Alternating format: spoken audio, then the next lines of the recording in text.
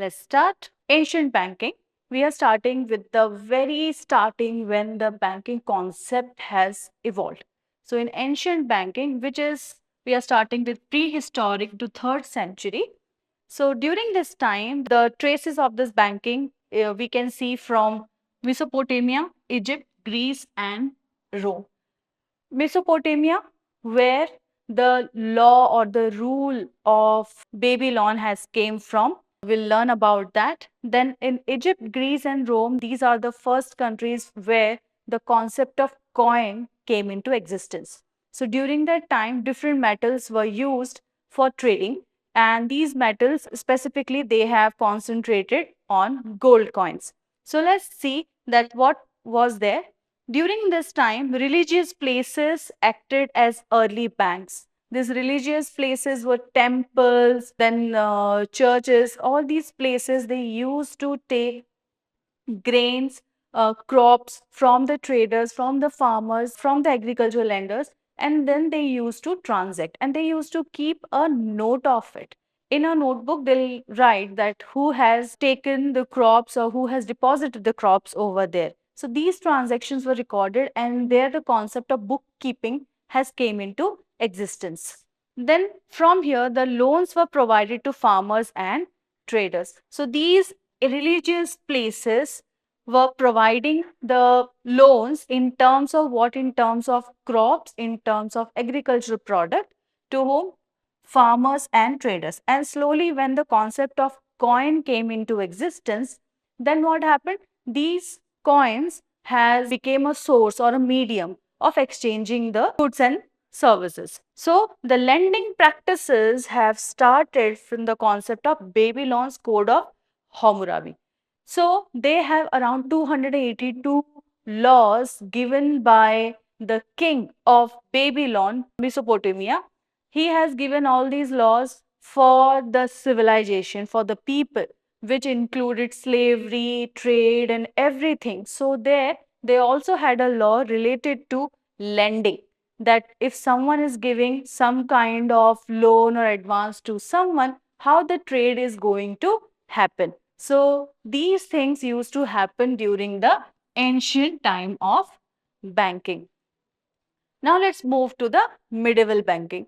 During medieval time, which ranged from 4th century to 14th century, during that time, the growth of trade in the middle age that increased, that has gone up because of the need of financial institutions. So when a lot of trade started happening, when people started going to different places, countries to trade for, during that time they started feeling a need of having a financial institution. So during that time, these financial institutions were none other than the money lenders and the brokers. So these brokers, these money lenders has made the task of these traders and merchants easier by providing them loans. Okay, the credit notes which can be traded. Okay, in those notes it was written that how much gold this person has deposited with the money lender, how much coins also he can get from the other money lender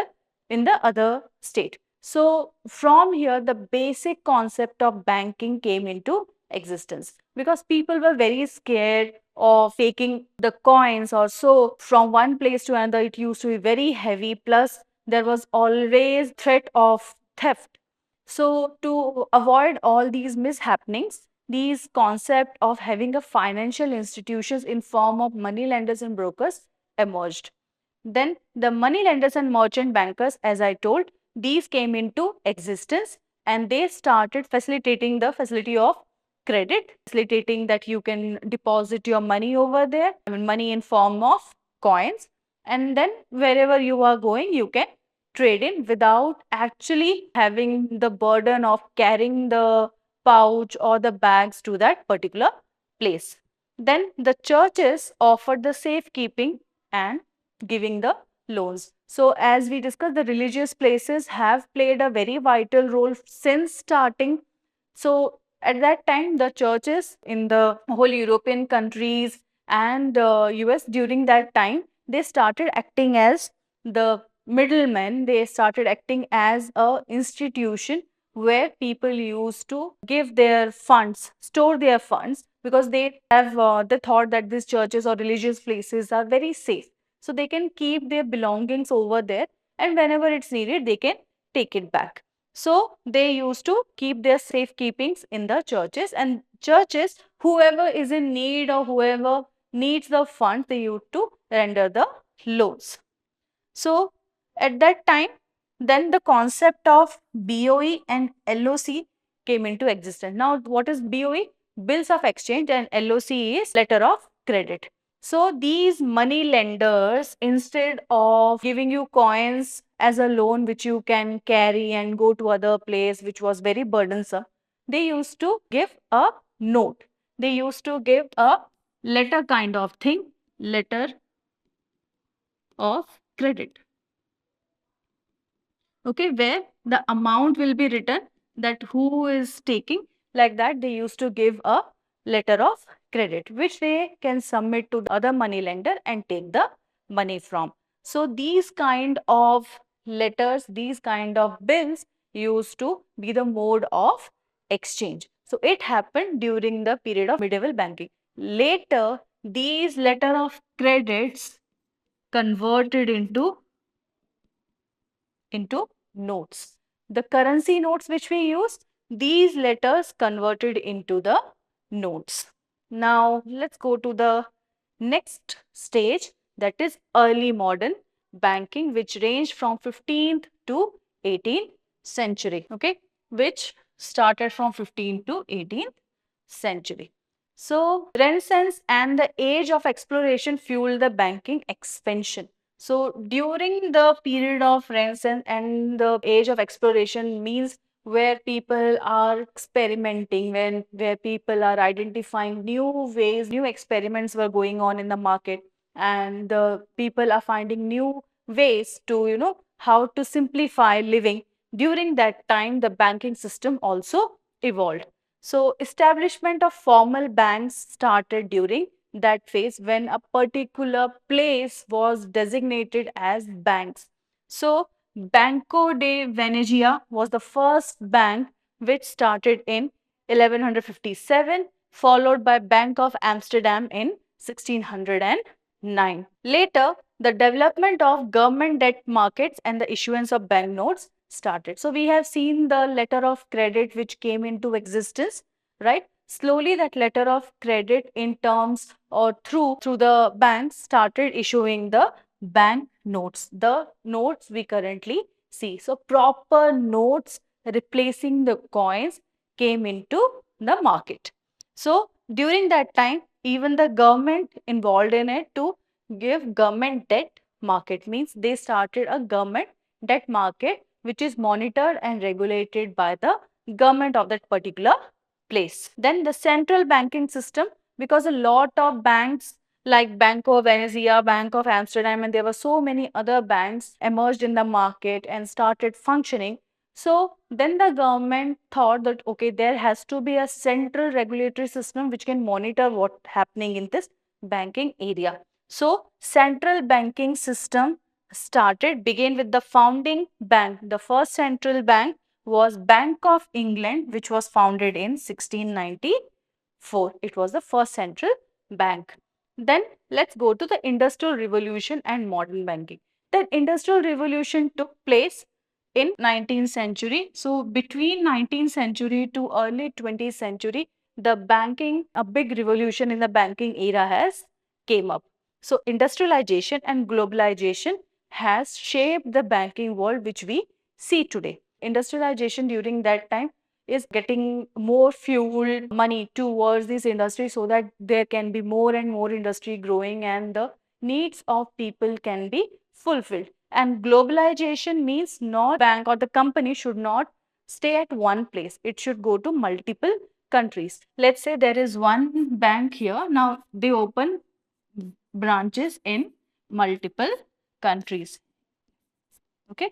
So this is globalization, not staying at one place, but instead expanding your businesses to other countries, that is going global. So during that time, the commercial bank expansion has started. They were not operating at one place. They are expanding to offer their services throughout the world. So wherever they have seen that, okay, here the banking facilities are needed to be provided, they have reached to that particular place. Then the emergence of savings bank, cooperative banks and credit unions have started. So during that time, the commercial banks not only function, apart from commercial bank, also savings bank has came up. The savings bank came into existence. Then the cooperative banks also came. What are the cooperative banks? When a particular set of group of people come together to fulfill each other's need. Like for example, a agriculture cooperative bank means people who are related to agricultural industry, they will come together to fulfill each other's need. So they put their funds in there and they help the other farmers over there who are the part of that particular group. So cooperative banks emerged because the normal commercial bank were for everyone. So these cooperative banks were focused on a particular set of people to fulfill their particular needs. And then credit unions also came into existence. Then the regulatory framework to manage bank failures and protect depositor. Then the regulatory framework came into existence. We have already seen the central bank coming into existence and seeing that how banks are performing. So they also came up with a regulatory framework, okay, a guideline which the banks can follow. So these regulatory frameworks, they were set to manage the bank so that to avoid what? To avoid the bank failures as well as to protect the depositors. Because as we have seen, the expansion of commercial bank has led to growth of a lot of banks around the world. So to minimize the bank failures, because more the banks are, customers are limited to them. Of course, if a particular bank which is not going to earn a good amount of money, profit, they are going to dissolve. They will not function in the market. So then what will happen? The people who have deposited their money in that particular bank, their money also will vanish out. So to protect their money, to protect the depositors, as well as to avoid the bank failures, this regulatory framework were designed. Then the contemporary banking. Contemporary banking means the banking which we are enjoying right now. So it started from mid 20th century to the present which we are living.